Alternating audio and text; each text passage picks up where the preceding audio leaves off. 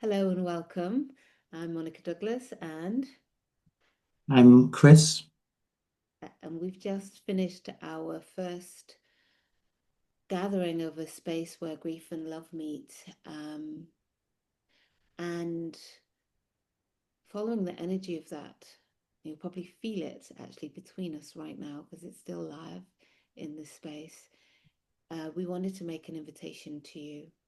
If you feel like we used a metaphor today that sometimes it feels like we are so full of different emotions, including grief, including love, many more that we could name, that it feels like we're in a pressure cooker. And the space that we've created, that we're co creating with whoever comes in a space where grief and love meet, is an opportunity to somehow loosen the tightness of the valve of the pressure cooker and let some of that emotion, some of that pressure be released. It's not therapy, it's not a grief support group, it's an opportunity for whatever needs to be seen, heard, and felt to be expressed in some way that we can tend to it as a community, where it can be held safely in care. That's why there are two of us as facilitators. And it creates some space and a sense of not being alone, of being in connection, being supported in a world where that is not often the case. So this is why we're making the invitation. Krishna Pram, what would you say? Well, first of all, thank you for sharing what you have. Spot on. And it's a lovely metaphor, this idea of a pressure cooker that we're letting off little by little. It doesn't have to be the whole lot. Just enough that we feel comfortable with, safe enough, supported enough to share. But I am so um, reminded, I'm so inspired actually, because it's somehow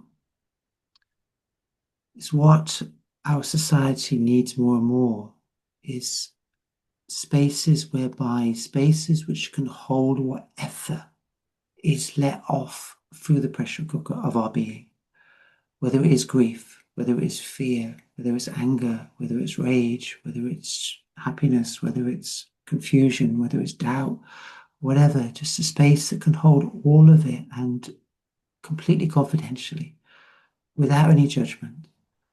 Just that willingness to be human, to share our humanity with each other in the way that we feel comfortable enough to share. And the benefit of it is somehow it makes us feel lighter. Somehow we've released a burden that sometimes we didn't even know we were carrying. So we may not know who we're sharing with. The space itself is bounded in confidentiality. It's held by, say, Monica and I, as Monica said. But within that space, if we can let go of something, we themselves feel lighter.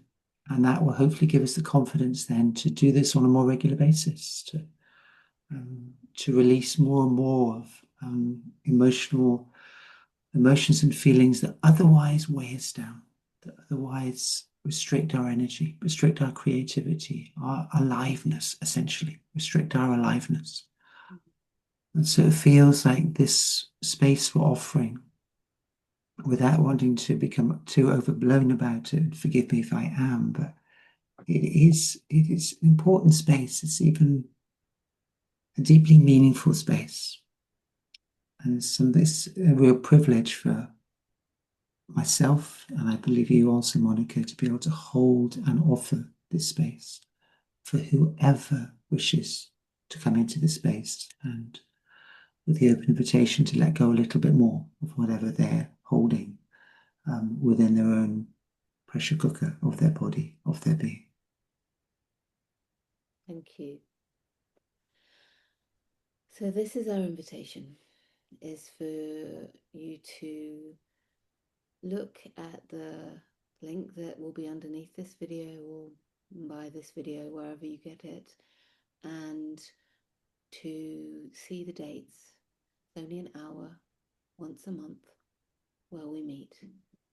This is a space where it's held in ritual, so that you can see the candles from my space here.